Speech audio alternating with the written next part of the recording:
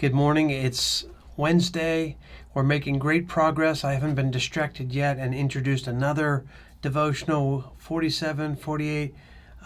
We're in Psalm 49 today.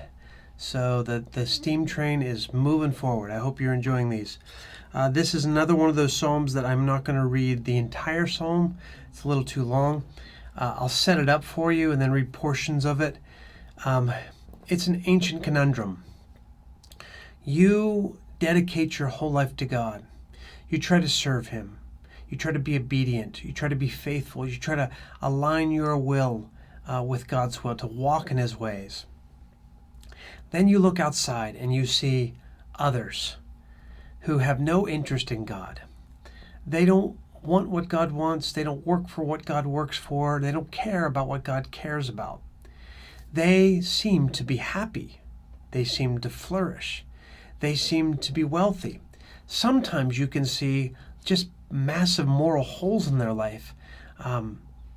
They abuse the system. And yet nothing catches them. In fact, their lack of righteousness seems to propel them forward in their career.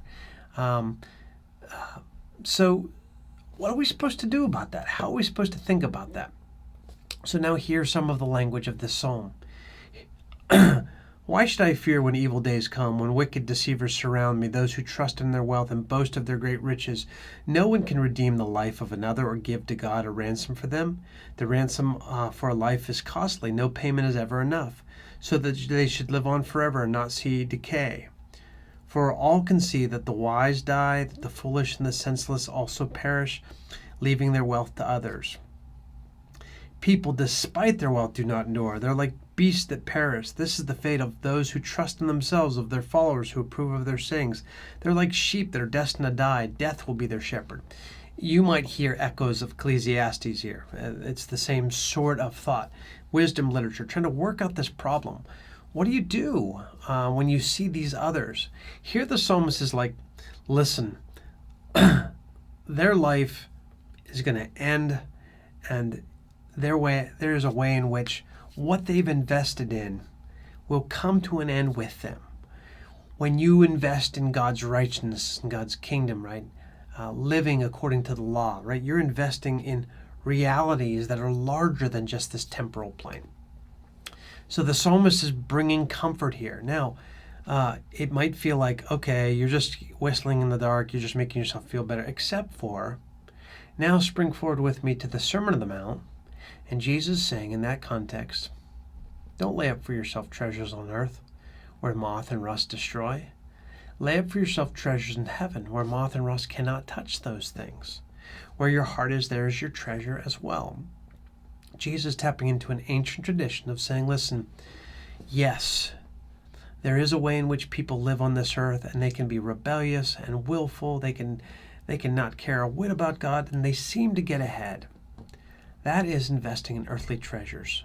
Those treasures will be left to someone else. It will be for this plane. But you choose those things that are most important, that bleed over, that carry over into another life, a life that is to come. Put your heart there. Put your heart's attention there. There is great treasure there. You're investing in heavenly treasures. So I guess the encouragement of the Psalms is also connected to the encouragement of Jesus, is you and I trying to figure out, how can I invest in the most eternal things? What might they be? Relationships, people, God's mission, His redemptive mission, love. These seem to be things that endure, that move forward. These might be the best ways to invest our lives, right?